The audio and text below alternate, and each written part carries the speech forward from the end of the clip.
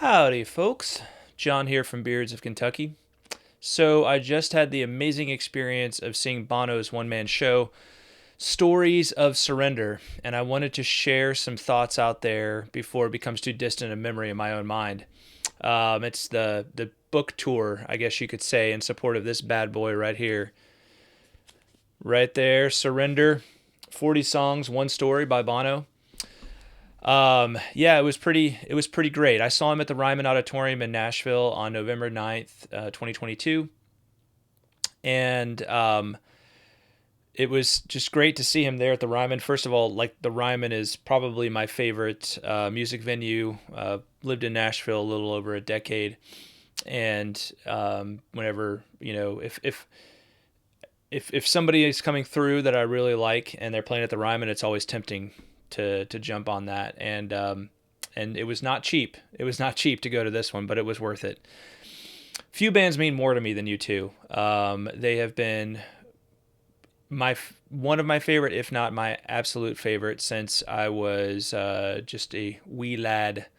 Probably older siblings who were really into them, and as I started getting aware of the rock and roll music back in the late '80s, early '90s, I latched onto U2. Really, just identified strongly with their music, with their lyrical, spiritual themes, like just amazing stuff. I've seen them three times before, twice on the Joshua Tree 2017 tour. That was very cool. That was a couple of moments. I was in the pit down there on the floor, up a little closer. So I got to see the folks in the band, the four guys in the band, up a little closer. So that was pretty cool. I was up in the nosebleeds when I saw them on that Elevation tour back in 2001. So that wasn't so close. But this was really cool because of how close, how intimate it was. It's like, wow, Bono, right there.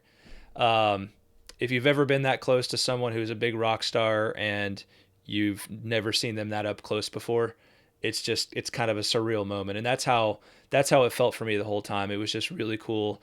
I try not to not to get too like not to hyperventilate too much when it comes to like seeing celebrities or something like that. But this was just there's very few times for me that I would see somebody that is like that big, a rock star, and means that much. Their work has just meant that much to me. It's been a couple of times I've had that experience at the Ryman, so it was cool to have that here. Um, for a major U2 fan, it's just awesome to be in the room there listening to him tell stories. It was a very intimate experience. Big focus on the relationship with his dad, or Da, as he calls him in the book. Very touching. I mean, that was kind of I'd say the main theme of the whole show was his relationship with his father and what that meant to him. His father, of course, passed away about 20 years ago now. And he talked, a lot of the story revolved around him. There's a lot more in the book, I think. I'm about, maybe 20% of the way through the book. And there's a lot more than in the book than what he talks about and in the show.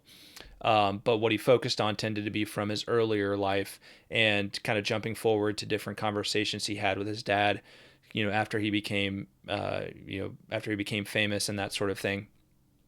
Some pretty hilarious stories. His dad was a true character.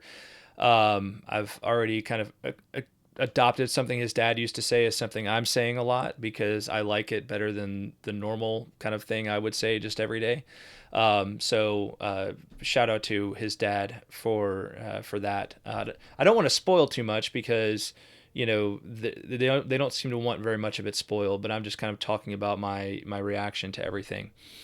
He talked a good bit about Pavarotti, and I think especially because his dad was a big opera fan, so that's the connection there. Bono did a great job on the more dramatic moments. It wasn't just him up there like talking the whole time. There was a very strong musical component to it, and there was a lot of like kind of performance to it as well, like kind of acting performance to it as well. Um, but he did a great job, very, very natural. I mean, they are his own stories, so that of course helps. He's telling his own experiences, but he was good at dramatizing it, at bringing it to life. The music was really great. I loved the alternate arrangements. In fact, it was seeing Bono perform "With or Without You" on Colbert a couple weeks ago that I'd already missed the on sale date, and I saw that, and I was like, maybe I need to just splurge and do this once in a lifetime kind of thing. And because that performance of With or Without You is fantastic, and the arrangement that they do is really great. So it was cellist, harpist, and then Jackknife Lee on electronics. Jackknife Lee has helped U2 out with production on some of their albums, more recent albums. They all did great work. They did great work. Bono sounded great. It was pretty heavy on early material, but that was actually great because he was talking a lot about his early career.